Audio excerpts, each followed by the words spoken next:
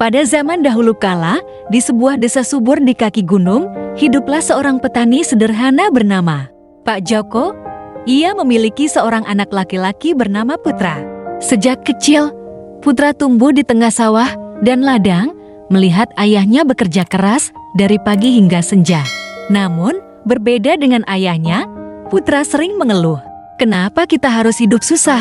Ayah, kenapa aku harus ikut mencangkul tanah, sedangkan anak-anak lain bermain?"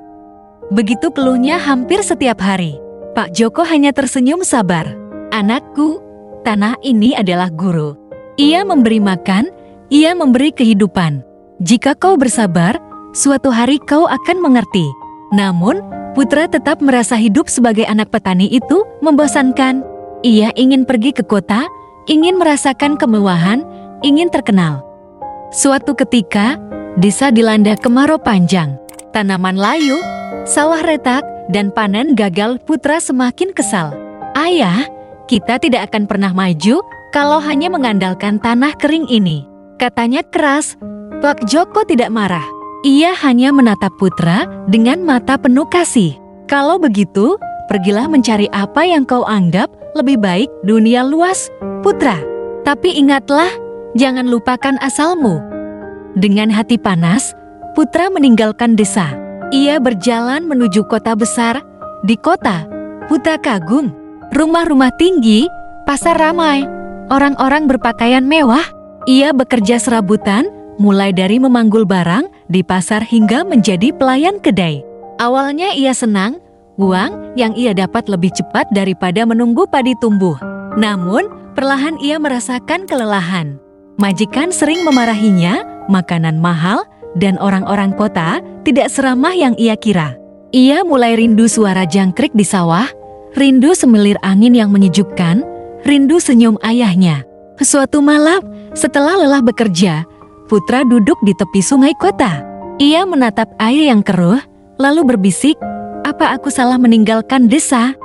Tiba-tiba, seorang kakek tua berpakaian lusuh duduk di sampingnya. "Anak muda, apa yang kau cari di sini?" "Aku ingin hidup lebih baik," jawab Putra. "Tapi di kota ini, aku hanya jadi orang kecil." Kakek itu tersenyum bijak. "Kalau kau ingin hidup lebih baik, jangan lupakan akar tempatmu tumbuh. Tanah desa itu ibarat ibu. Jika kau merawatnya, ia akan memberimu lebih dari yang kau bayangkan." Arka terdiam. Saat ia menoleh lagi, kakek itu sudah menghilang entah kemana. Kata-katanya terus terngiang. Keesokan harinya, Putra memutuskan pulang. Saat tiba di desa, ia mendapati ayahnya masih setia mencangkul tanah, meski tubuhnya semakin renta. Air mata Putra menetes. "Ayah, maafkan aku. Aku salah. Aku kira kota akan memberiku segalanya, tapi ternyata hanya melelahkan." Pak Joko memeluk anaknya. "Tak apa, Nak. Justru perjalananmu membuatmu lebih mengerti arti tanah ini." Sejak saat itu, Putra berubah. Ia mulai rajin membantu ayahnya. Ia belajar cara mengairi sawah, menanam padi, hingga merawat hewan ternak. Namun Putra tidak berhenti di situ.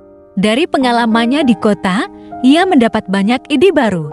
Ia membuat saluran air sederhana dari bambu, menanam berbagai jenis sayuran, bahkan mencoba berdagang ke pasar. Pelan-pelan, kehidupan mereka membaik, ladang mereka jadi lebih subur, hasil panen melimpah. Putra juga mengajak pemuda desa lain untuk belajar bersama.